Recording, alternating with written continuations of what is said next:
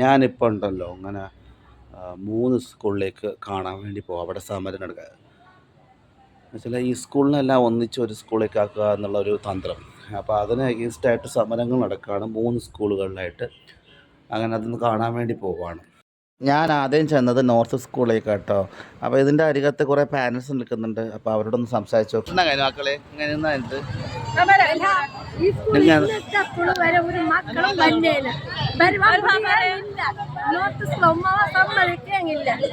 നിങ്ങൾ അങ്ങക്കുള്ള നിലപാട് അങ്ങനെ തന്നെ നിൽക്കും.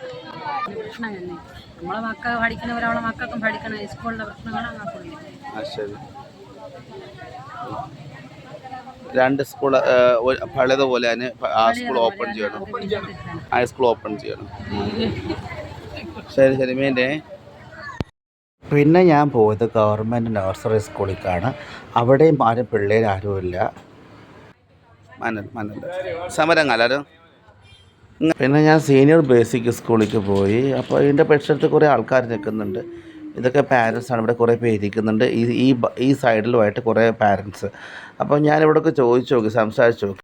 കാരണം വെച്ചാൽ ഈ സ്കൂൾ മിക്സ് ചെയ്യുന്ന കാര്യം അവർക്ക് ഇഷ്ടമല്ല. പിന്നെ അതിൻ്റെ കൂടെ ഇവർക്ക് അറബി ഭാഷ പോകുന്നു. നേരത്തെ ഇവിടെ ഒരു സ്കൂൾ ഉണ്ടായിരുന്നു പോലെ അവിടെ ആ സ്കൂൾ പൊളിച്ച് അംഗൻവാടിയാക്കി മാറ്റുന്നു പോലെ. വർഷങ്ങൾക്ക് ശേഷം അത് സ്കൂളല്ല ഉള്ളത്, അംഗൻവാടിയാണ് ഉള്ളത്. അപ്പോൾ ഇതൊരു അനുഭവമാണ്.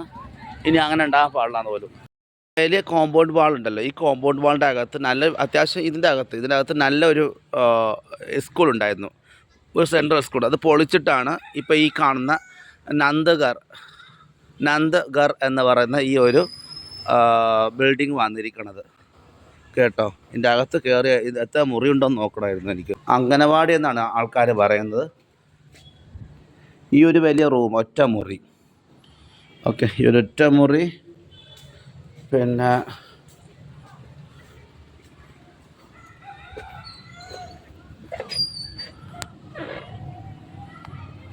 അങ്ങനെ ചെറിയൊരു ക്ലിയർ ആയിട്ട് കാണുന്നില്ല. ഒരു കിച്ചൺ, ബാത്റൂം ഉണ്ട്. ഓക്കെ, ഇങ്ങനെ അങ്ങനെ അത്യാവശ്യം കുറച്ച് വലിയ ഒരുപാട് പിള്ളേർ പഠിക്കാൻ പറ്റിയ ഒരു ക്ലാസ് മുറികളുള്ള സ്കൂളായിരുന്നു ആ സ്കൂള്. അപ്പോൾ അത് കളഞ്ഞിട്ട് ഇപ്പോൾ ഒറ്റ മുറിയുള്ള അംഗനവാടിയായി മാറി.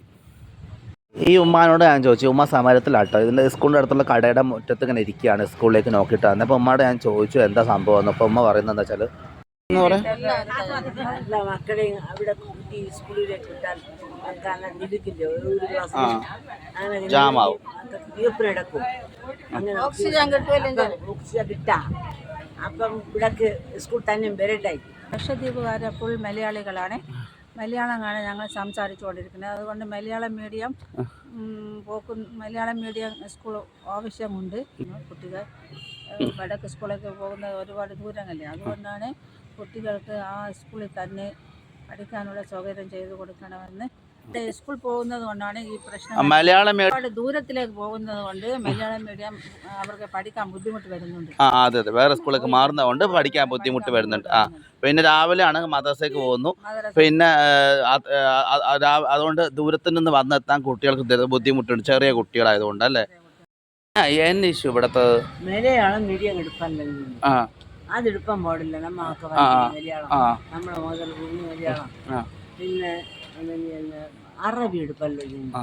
അറബിയിലൊക്കെ ആവശ്യമില്ലേ? ആവശ്യമുണ്ട്, അതുകൊണ്ട് പിന്നെ നമ്മ ഈ സ്കൂൾ ഇങ്ങ വയഹടി എടുക്കാനും ശരി ഇങ്ങ എടുത്ത ഉപ്പം അങ്ങനെ വഴിയൊക്കെ വിട്ടിട്ട് ആ സ്കൂളും വരേണ്ട. അങ്ങനെയാണ് ഈ സമരം നിങ്ങൾ എല്ലാവരും കൂടി നടത്തുന്നത്? ഈ സമരം അങ്ങ് എല്ലാവരും കൂടി നടത്തുന്നത്. അങ്ങക്ക് സ്റ്റേ വന്നിരി. അൽഹംദുലില്ലാ, സ്റ്റേ മാനുവൽ അൽഹംദുലില്ലാ. സ്റ്റേ വന്നിരി. അങ്ങനെ തുടർന്ന് പഠിച്ചു കൊള്ളിന്ന്. ഓക്കെ, മാഷാ അല്ലാ. കൂടെ അങ്ങനെ പിന്നെ അപ്പോൾ അവർ വെച്ചിരുന്നതെല്ലാം തെറ്റില്ലേ. മദ്രസയിലൊക്കെ പൂക്കല്ലുണ്ടല്ലേ. മദ്രസയിൽ നിന്ന് വന്ന് 9 മണിക്ക് മദ്രസയിൽ നിന്ന് ശരിക്ക് വന്നാൽ 9:30 സ്കൂൾ എത്തുവാ. ഓക്കെങ്കിലും എത്തുവാ ഇല്ല. അപ്പം അത് ഫോണുണ്ടാ.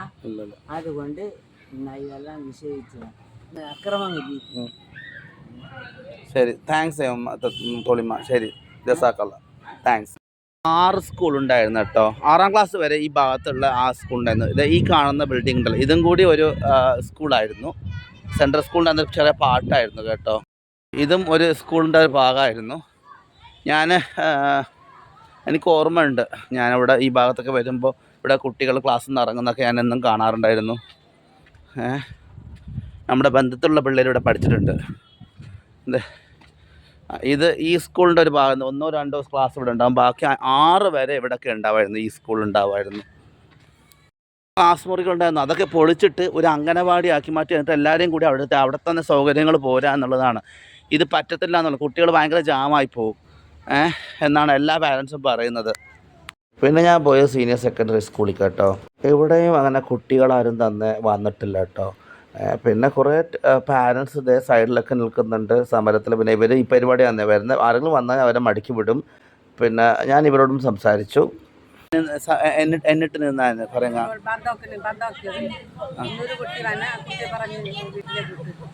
ആ പ്രശ്നം തീരുമാനമോ ഒരു ഇതോ മറ്റേ SMC മെമ്പറെ കൂടെ ഒരു തീരുമാനം എടുത്ത് സ്കൂൾ ഇടിച്ച് ഏത് സ്കൂൾ? സൗത്ത് സ്കൂള് ബിൽഡിംഗ് അകം മാത്രം ആൾക്കാർ അറിയാതെ പൊളിച്ചു. ജനങ്ങൾക്ക് പ്രശ്നം ഉണ്ടാവുന്ന അറിയാം, എന്നിട്ട് അറിയാതെ രാത്രി പോയിട്ട് പൊളിച്ചു. പൊളിക്കാൻ വേണ്ടി വന്നതാണ്. അപ്പോൾ ജനങ്ങൾ ഞാൻ എൻ്റെ വീഡിയോ എടുത്തായിരുന്നു. ശരി, അപ്പോൾ അതിനെതിരെ നിങ്ങൾ സമരം. ഇനി ഇങ്ങനെ ഒരു സംഭവം ഉണ്ടായാൽ ഇങ്ങനെ രക്ഷിതാക്കള് ഒത്തൊരുമയോടെ നിൽക്കും, ഐക്യകണ്ഠ്യേന. അതാണ് സമരത്തിന് ആരാ നേതൃത്വത്തിലുള്ള സമരങ്ങൾ? രക്ഷിതാക്കള്, പേരൻസും SMC കൂടി എടുത്ത തീരുമാനം. ഓക്കെ മാഷാ അല്ലാഹ്. അത് 1 മുതൽ 5 വരെയുള്ള സ്കൂൾ ദിവസം എത്ര 15-16ഓളം മാറ്റി 15-16ഓളം ദിവസമായിട്ട് ക്ലാസ് നടന്നില്ല. ഉമ്മയുടെ ഈ ഒരു ക്യാരക്ടർ നമുക്ക് ഒരുപാട് ഇഷ്ടപ്പെട്ടു. ഇങ്ങനെയുള്ള ഉമ്മമാരെ നമുക്ക് ഭയങ്കര ഇഷ്ടം. മാഷാ അല്ലാഹ്. തന്നെ എല്ലാവരും ഒറ്റയടിക്ക് എല്ലാ സ്കൂളിലത്തെ പാരൻസും ഒറ്റയടിക്ക് പറ്റത്തില്ല, ശരിയാകത്തില്ല, പൊളിക്കരുതെന്നുള്ളതാണ്. മെമ്പർ ഇപ്പോൾ ചെയർമാനല്ലേ? മാഷാ അല്ലാഹ്. അപ്പോൾ ഇദ്ദേഹമാണ് എല്ലാ കാര്യങ്ങളും, ഈ സമരത്തിൻ്റെയൊക്കെ കാര്യങ്ങളൊക്കെ നോക്കുന്നത് ഇവരാണ്, SMC മെമ്പേഴ്സാണ് നോക്കുന്നത്. ഇത് ശരിക്കും പറഞ്ഞാൽ SMCയുടെ അണ്ടറിലാണ്, അല്ലാതെ ഒരു പൊളിറ്റീഷ്യൻസിന് താഴത്തല്ല. നാട്ടിലെ എല്ലാ മെമ്പേഴ്സും ഒട്ടുമിക്ക എല്ലാ ആളുകളും ഇതിലുണ്ട്. പാരൻസ് എല്ലാവരും ഉണ്ട്, സ്കൂളിൽ എല്ലാ രക്ഷിതാക്കളും ഇതിലുണ്ട്. ഒരു പ്രത്യേക അംഗൻവാടി മുതൽ ഒരു പ്രത്യേക ഒരു പാർട്ടിയുടെ അണ്ടറിലല്ല, ജനങ്ങൾ നല്ല ഐക്യത്തോടു കൂടി പ്രതികരിക്കുന്നു. വളരെ സന്തോഷം. ഞാൻ ഇത്രയും യുണൈറ്റി ഉണ്ടാവുമെന്ന് ഞാൻ പ്രതീക്ഷിച്ചില്ല. സന്തോഷം. എല്ലാവരും ഈ ഒരു സമരത്തിലെ അംഗമാണ്. മാഷാ അല്ലാഹ്, നല്ല കാര്യം. ഇല്ല, ആ പോകുന്ന ടീച്ചേഴ്സാണ്, ഇവിടുത്തെ വർക്ക് ചെയ്യുന്ന ടീച്ചേഴ്സാണ്. ടീച്ചേഴ്സ് മാത്രമാണ് ഇവിടെ ഉള്ളത്, വേറെ ഒരു സ്റ്റുഡൻസും ഇവിടെ ഇല്ല. താങ്ക്സ്. ശരി, വേണ്ട പോവാ. ശരി, അസ്സലാമു അലൈക്കും. ഇതാണ് ആ പൊളിക്കാൻ പോകുന്ന സ്കൂൾ. ഇപ്പോൾ ഇവിടുത്തെ കുട്ടികളെ ഇവിടുത്തെ ഒന്ന് തിരിച്ച് പഠിപ്പിക്കണം എന്നാണ് പാരൻസ് എല്ലാവരും പറയുന്നത്. കാരണം വെച്ചാൽ കുട്ടികൾ ജാമായി പോകുന്നതാണ്.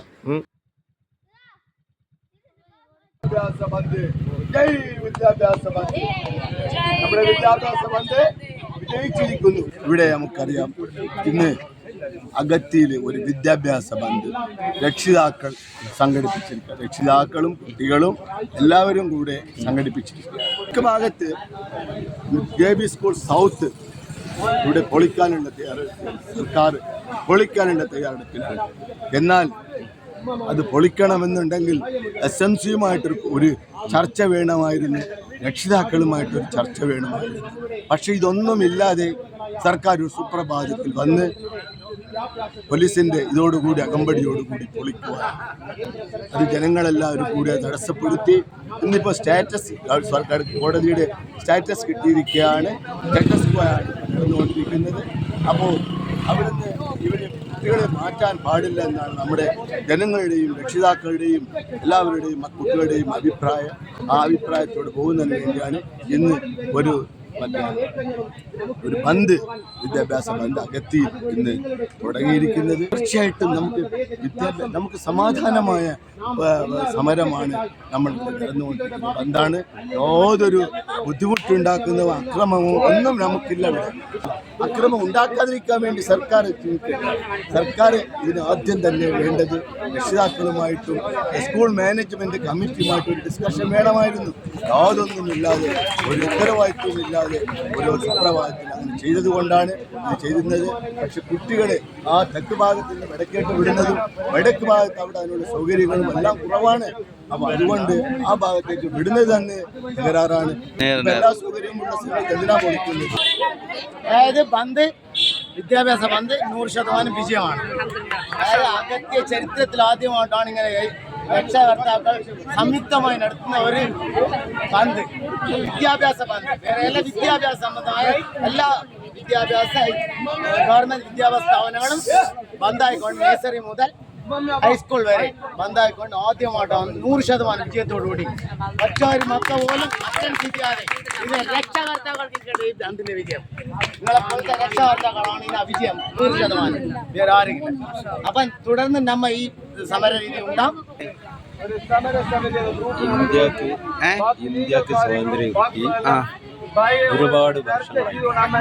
എന്നെ സംബന്ധിച്ച് പറഞ്ഞാൽ എനിക്ക് 71 വയസ്സായി. ഒരുപാട് കൊല്ലം ഈ BJP സർക്കാർ വന്നതിന് ശേഷം പട്ടേൽ സാർ എന്ന് പറയുന്ന അഡ്മിനിസ്ട്രേറ്റർ ഇവിടെയുള്ള സകല ബിൽഡിങ്ങുകളും പൊളിച്ചു മാറ്റുന്ന ഒരു സ്വഭാവത്തിലേക്ക് വന്നിരിക്കുകയാണ്. ആ കൂട്ടത്തിൽ വിദ്യാഭ്യാസം നടത്തുന്ന സ്കൂളും അത് അങ്ങനെ ചെയ്തുകൊണ്ടിരിക്കുകയാണ്. അങ്ങനെ ഈയിടെയായി തെക്ക് സ്കൂൾ നീക്കാനുള്ള തീരുമാനം കണ്ടപ്പോൾ നാട്ടുകാരും എല്ലാവരും ഒന്നടങ്കം യോജിച്ചുകൊണ്ട് മുന്നേറിയതിൻ്റെ പേരിൽ ഞങ്ങൾക്കിപ്പോൾ സ്റ്റാറ്റസ് കോ കോടതിയിൽ നിന്ന് കിട്ടിയിരിക്കുകയാണ്. അൽഹംദുലില്ലാ. അത് 2-3 ദിവസത്തിനുള്ളിൽ അത് നടപ്പിലാക്കും. ഓക്കെ. അതുകൊണ്ട് ഇനിയുള്ള കാര്യത്തിൽ ഈ അഗത്തിയിലെ ജനങ്ങൾ ഭേദവന്യെ നോക്കാതെ കൊടി നോക്കാതെ ഇന്ത്യൻ ഫ്ലാഗിൽ അടിയുറച്ച് വിശ്വസിച്ചുകൊണ്ട് ഒന്നിച്ച് നിൽക്കണമെന്ന് വളരെ വിനയത്തിന്റെ പേരിൽ അഭ്യർത്ഥിക്കുന്നു. ജഹമോർ എന്താണ് ഇപ്പോൾ വിജയിച്ചല്ലേ? പൂർണ്ണ വിജയം, പരിപൂർണ്ണ വിജയം. പൊതുവെ അഗത്തിയിലെ ആളുകളെ ഭരണകൂട ഭീകരതയ്ക്കെതിരെ ശക്തമായി ഐക്യപ്പെടുന്നു എന്നുള്ളത് കൃത്യമായിട്ടുള്ള ബോധ്യം ലക്ഷദ്വീപിലെ ആൾക്കാർക്ക് ശരിയുണ്ട്. പ്രത്യേകിച്ച് ഭരണകൂടത്തിന് വെറുതെ കിടന്ന ജനങ്ങളെ ചൊറിയാൻ വേണ്ടിക്ക് ഈ പറയേണ്ട തോന്നിവാസങ്ങൾ ഇവിടുത്തെ ഡെപ്യൂട്ടി കളക്ടറായാലും അല്ലെങ്കിൽ കളക്ടറായാലും അല്ലെങ്കിൽ അഡ്മിനിസ്ട്രേഷൻ ഏതൊരു ഓഫീസറായാലും ഇവിടുത്തെ ജനങ്ങളെ മേൽ അടിച്ചേൽപ്പിക്കുന്നേക്ക് ഈ ജനം ഒന്നാം. അതിന് ഏറ്റവും വലിയൊരു തെളിവാണ് ഇന്നത്തെ ബന്ദ്. ഇതൊരു സൂചന സമരം മാത്രമാണ്, ഒരു സൂചന മാത്രമാണിത്. ഒരു സൂചന സമരത്തിൽ പോലും മൊത്തം സ്തംഭിപ്പം അകത്തിയുള്ള ജനങ്ങൾ ഒറ്റക്കെട്ടാണെന്നുള്ള ബോധ്യമാണ് സർക്കാരിനാണ് ഞങ്ങൾ കാട്ടുവാനുള്ളത്. ഇനിയും ഇത് തുടർന്നാൽ, ഞങ്ങളോട് അവഗണന തുടർന്നാൽ ഇതിനേക്കാളും വലിയ സമരങ്ങൾ നേരിടേണ്ടി വരും. നിങ്ങൾക്ക് എന്തെങ്കിലും നടപ്പിലാക്കണമെങ്കിൽ, നിങ്ങൾക്ക് എന്തെങ്കിലും അഭിപ്രായമുണ്ടെങ്കിൽ അഗത്തിയിൽ എവിടെങ്കിലും എന്തെങ്കിലും വികസനം, അത് വിദ്യാഭ്യാസ മേഖലയാവട്ടെ ഏതെങ്കിലും ഒരു മേഖലയാവട്ടെ, നിങ്ങൾക്കൊരു വികസനം അഗത്തി ദ്വീപിലെ ജനങ്ങൾക്ക് വേണ്ടി ഉണ്ടെങ്കിൽ ഇവിടെയുള്ള ജനങ്ങളോട്, ജനങ്ങളുടെ പ്രതിനിധികളോട് കൂടി ആലോചിച്ചിട്ടല്ലാതെ നിങ്ങളുടെ ഏകപക്ഷമായ തീരുമാനം അഗത്തിയിലെ ജനങ്ങൾ സ്വീകരിക്കില്ല എന്നുള്ള ഉറക്കെയുള്ള പ്രതിഷേധത്തിന്റെ ഒരു സൂചനയാണ് ഇന്ന് കണ്ട ഒരേ ഒരു ദിവസത്തെ ബന്ദ്. അത് പരിപൂർണ്ണ വിജയമായിരുന്നു. അത്രമാത്രമാണ് പറയാനുള്ളത്. പടച്ചോൻ്റെ അനുഗ്രഹം കൊണ്ട് ഞങ്ങൾക്ക് സ്റ്റേ കിട്ടി എന്നുള്ള വിധത്തിലുള്ള ഒരു ന്യൂസാണ് ഞങ്ങളെല്ലാം കേട്ടത്. അങ്ങനെ ഞങ്ങൾ ആ സന്തോഷത്തോട് ഞങ്ങളെ വീട്ടിലേക്ക് പോവുകയാണ് ചെയ്തത് കേട്ടോ. അപ്പോൾ എല്ലാവരും ഞങ്ങൾക്ക് വേണ്ടി പ്രാർത്ഥിക്കണം. ലക്ഷദ്വീപിൽ ഒരുപാട് പ്രശ്നങ്ങളുണ്ട്, എല്ലാം പരിഹരിക്കപ്പെടാൻ വേണ്ടിയിട്ട്. ഷെയർ ചെയ്യുക, എല്ലാവരും ചാനൽ സബ്സ്ക്രൈബ് ചെയ്യുക, ലൈക്ക് ചെയ്യുക. ഓക്കെ, മറക്കരുത്.